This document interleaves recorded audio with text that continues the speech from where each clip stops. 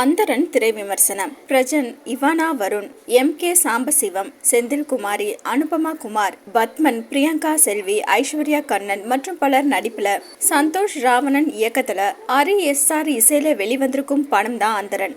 படம் எப்படி இருக்கு வாங்க பார்க்கலாம். ஹீரோயினி இவானா வருணை காதலிக்கும் நபர் கொடூரமாக கொலை செய்யப்படுகிறார். சில மாதங்களுக்கு பிறகு பெற்றோர்களின் வற்புறுத்தலால் அவருக்கு திருமண ஏற்பாடு செய்யப்படுகிறது.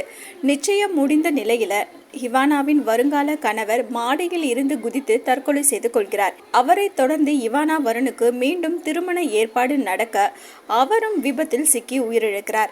இந்த தொடர் மரணங்கள் எதேச்சையாக நடப்பவை என்று இவானா குடும்பத்தார் நினைக்கும் போது காவல்துறையின் விசாரணையில் இவை அனைத்தும் யாரோ திட்டமிட்டு செய்யும் கொலைகள் என தெரிய வருகிறது.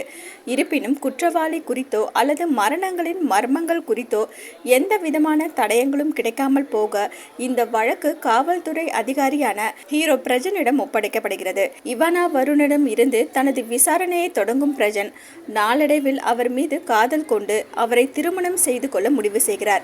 இவானா வருணை திருமணம் செய்ய நினைப்பவர்களுக்கு ஏற்பட்ட நிலை பிரஜனுக்கும் ஏற்பட்டதா அல்லது கொலைகளின் பின்னணியில் இருக்கும் மர்மத்தையும் கொலையாளியையும் அவர் கண்டுபிடித்தாரா என்பதை பல திடுக்கிடும் திருப்பங்களோடு சொல்வதே அந்தரன். காவல்துறை அதிகாரியாக நடித்திருக்கும் பிரஜன் கம்பீரமான நடிப்பின் மூலம் தனது கதாபாத்திரத்திற்கு நியாயம் சேர்த்திருக்கிறார்.